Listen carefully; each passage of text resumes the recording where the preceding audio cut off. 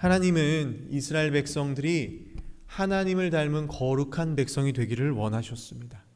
먼저 하나님은 공간을 거룩하게 하셨습니다. 거룩한 장소, 성막을 짓게 하셨죠. 그 다음은 몸의 거룩입니다. 거룩한 공간에 들어가려면 사람도 깨끗해야 됩니다. 정결법을 통해서 몸의 거룩을 배웠습니다. 다음은 삶의 거룩이었습니다. 하나님은 제사 때뿐만 아니라 집에서도 또 일할 때도 사람을 대할 때도 우리가 거룩한 삶을 살기를 원하셨습니다. 오늘 본문은 시간을 거룩하게 하십니다. 하나님은 우리가 살아가는 시간 속에서도 우리가 거룩하게 살기를 원하셨습니다. 우리는 교회력을 지키며 살고 있습니다. 예수님의 생애에 맞춰서 대림절, 성탄절, 사순절, 부활절, 오순절을 지킵니다. 세상의 시간표가 아니라 예수님 중심의 시간표로 살아가게 하셨습니다. 마찬가지로 이스라엘에게도 세상의 시간과 구별된 7개의 절기를 주셨습니다. 오늘은 그 7개의 절기에 대해서 알아보려고 합니다. 먼저 안식일에 대해서 이야기합니다. 자, 왜 절기를 설명하기 전에 이 안식일부터 말씀하실까? 안식일이 모든 절기의 기초가 되기 때문입니다. 하나님께서 정하신 7가지의 절기들은 모두 이 안식일의 정신 위에 세워졌습니다. 안식일이 되면 모든 백성들은 하던 일을 멈추고 하나님께서 이 세상을 창조하신 것을 기억하고 예배를 드립니다. 하나님은 이 안식의 정신을 1년의 시간 속에 새겨 넣으셨습니다. 그게 바로 절기입니다. 그래서 이 절기가 되면 백성들은 하던 일을 멈추고 하나님께서 하신 일을 기억하며 제사를 드립니다. 첫 번째 절기는 유월절입니다. 이날은 첫째 달 14일입니다. 히브리인들은 하루의 시작을 해가 지는 저녁으로 보았기 때문에 14일 저녁부터 시작됩니다. 유월절은 하나님께서 이스라엘을 애굽에서 구원하신 것을 기념하는 절기입니다. 이 유월이라는 말은 넘어간다라는 뜻입니다. 하나님께서 애굽의 10번째 재앙, 장자의 죽음을 내리실 때 어린 양의 피를 문설주에 바른 집은 죽음의 재앙이 지나가게 하셨습니다. 이 사건을 기념하는 날이 바로 유월절입니다. 유월절 바로 다음 날 15일 저녁부터는 두 번째 절기인 무교절이 시작됩니다. 유월절 바로 다음 날이라서 유대인들은 이 유월절과 무교절을 하나의 절기로 지켰습니다. 무교절도 이 유월절과 같이 구원과 관련되어 있습니다. 이스라엘 백성들이 애굽에서 나올 때 급하게 나오는 바람에 빵에 누룩을 넣을 시간이 없었습니다. 그래서 누룩이 없는 빵, 무교병을 먹었습니다. 그것을 기억하면서 유월절 다음 날부터 7일 동안 누룩이 없는 무교병을 먹습니다. 또 무교절은 거룩함과도 관련되어 있는 절기입니다. 성경에서 누룩은 죄를 상징합니다. 자, 왜 누룩이 죄를 상징하는가? 이 누룩은 발효죄라서 빵에 들어가면 빵을 부풀게 만듭니다. 보이지 않는 소량이지만 반죽 전체를 바꾸는 힘이 있습니다. 죄도 마찬가지입니다. 처음엔 별거 아닌 것처럼 보여도 죄는 누룩처럼 퍼져서 우리 인생 전체를 오염시킵니다. 누룩과 죄는 비슷한 특성을 가지고 있습니다. 그래서 하나님은 이 무교절에 누룩을 넣지 않게 하시면서 우리 안에 있는 죄를 돌아보게 하셨습니다. 무교절은 구원을 기억하는 절기이면서 내 안에 있는 죄를 돌아보는 거룩한 날입니다. 세 번째 절기는 초실절입니다. 이 초실절은 무교절이 끝난 바로 다음 날인 16일에 지킵니다. 이 9절부터 14절의 소제목을 보면 첫 이삭 한 단을 바치는 절기라고 나와 있습니다. 초실절은 말 그대로 처음 익은 열매를 하나님께 드리는 절기입니다. 이날이 되면 이스라엘 백성들은 가장 먼저 익은 보리 한 단을 제사장에게 가져갑니다. 제사장은 그것을 요제로 흔들어서 드리고 흠없는 순양, 기름 섞인 고운 가루, 포도주를 감사 예물로 드립니다. 그러면서 올해 첫 열매를 주신 하나님께 감사했습니다. 이 초실절의 중요한 의미는 하나님께 먼저 드림에 있습니다. 실제로 이스라엘은 첫 열매를 하나님께 드리기 전까지 새 곡식으로 만든 어떤 음식도 먹지 않았습니다. 늘 첫 열매는 하나님께 드렸습니다. 이게 바로 초실절입니다. 네 번째 77절입니다. 다른 이름으로 맥추절이라고도 부릅니다. 이 초실절부터 7주 49일이 지나고 그 다음날 50일째 되는 날에 드립니다. 50번째 날에 드린다고 해서 신약에서는 오순절이라고도 부릅니다. 이 77절은 보리 추수가 끝나고 밀을 수확하는 시기에 지키는 절기입니다. 이날은 특별히 누룩을 넣은 빵을 하나님께 드립니다. 누룩은 일반적으로 죄를 상징하기 때문에 제사 때 사용하지 않습니다. 그런데 이날만큼은 누룩을 허락하셨습니다. 왜일까요?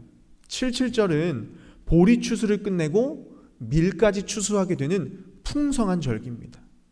하나님은 그 풍성함을 누룩이 들어가서 부푼 빵을 보면서 느끼게 하셨습니다. 이렇게 빵이 부풀듯이 너희의 삶도 얼마나 풍성하게 채워주었는지를 기억해라. 이 77절은 풍성한 결실을 맺게 하신 것에 감사하는 절기입니다. 하나님은 이 추수의 기쁨을 혼자 누리지 않게 하셨습니다. 22절 너희 밭에 곡식을 거둘 때 반 모퉁이까지 다 거두지 말고 떨어진 이삭도 줍지 말며 가난한 자와 나그네를 위하여 버려두라. 77절의 기쁨은 반드시 어려운 이웃과 함께 나눠야 합니다.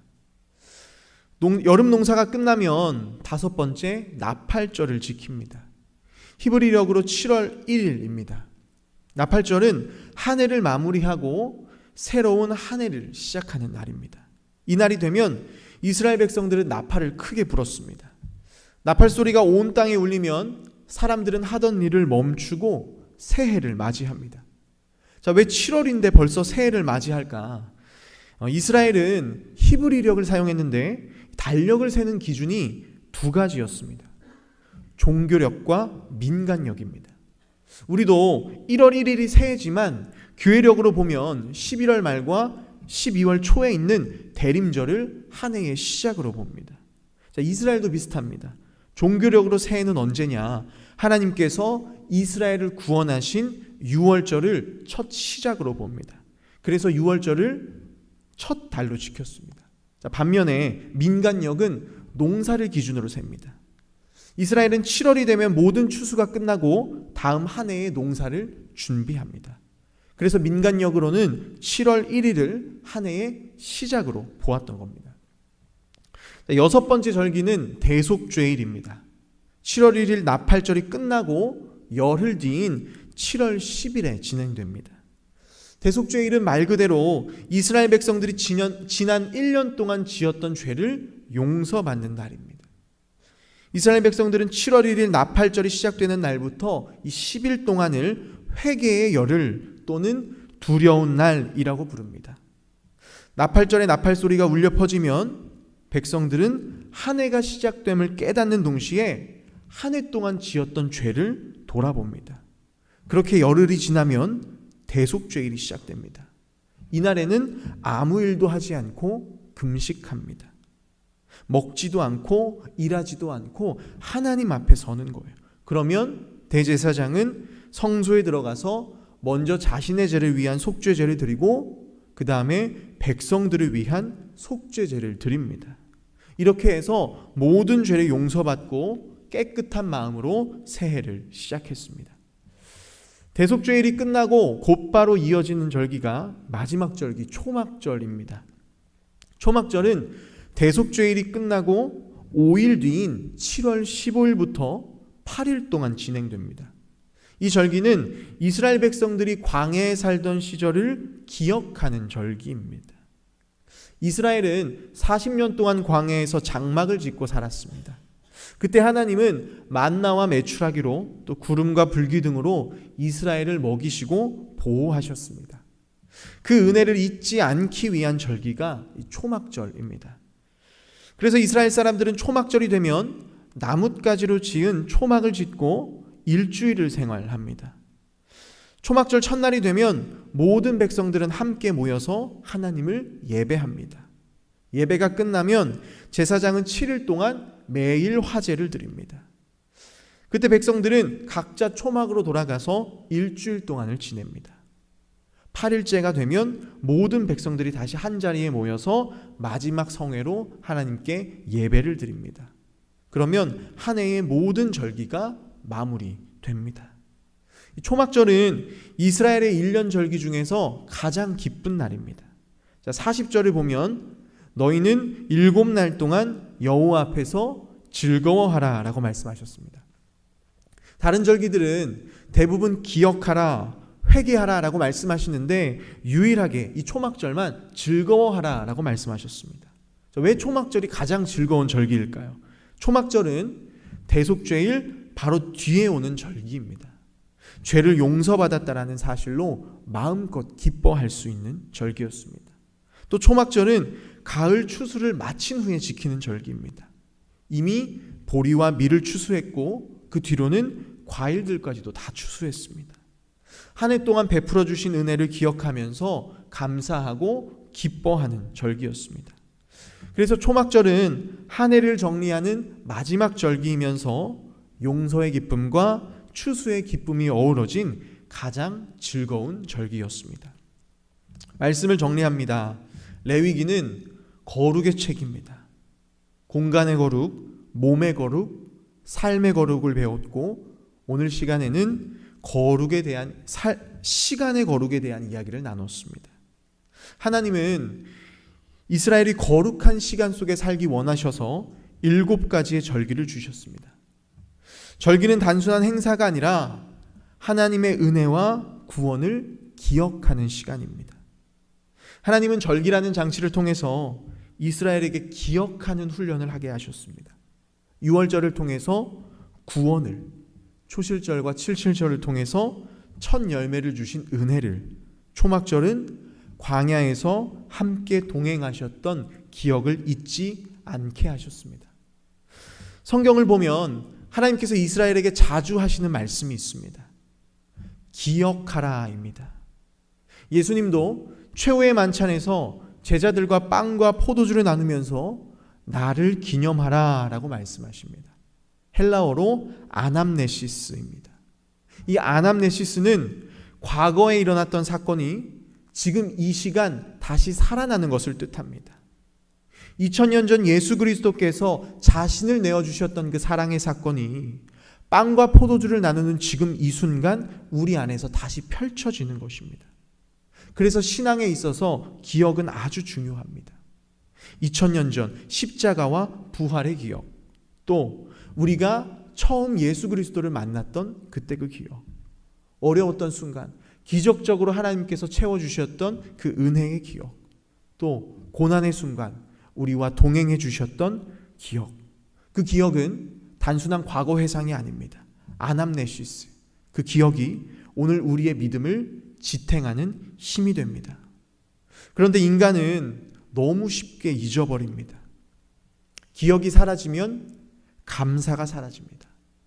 감사가 사라지면 우리의 영혼이 메말라 버립니다. 우리의 신앙이 생명력 없는 껍데기가 되어버립니다. 그래서 하나님은 이스라엘에게 반복적으로 기억하라고 말씀하시고 절기를 통해서 기억하는 훈련을 하게 하셨습니다. 여러분, 우리는 얼마나 많은 시간을 하나님 없이 살아가고 있습니까? 바쁘다는 핑계로 개인 일에 몰두하고 스마트폰을 붙잡고 드라마는 보면서 하나님은 기억하지 않습니다.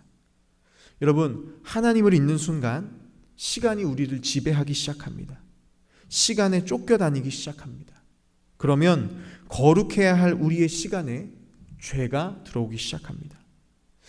예수님께서는 3년의 공생의 기간 동안 살인적인 스케줄에 시달리셨습니다.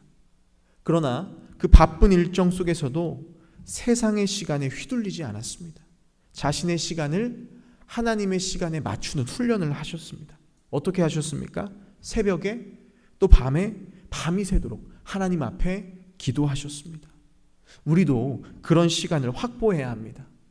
바쁜 일정 속에도 잠시 멈춰서서 하나님 앞에 찬양하고 기도하고 말씀 앞에 서야 합니다.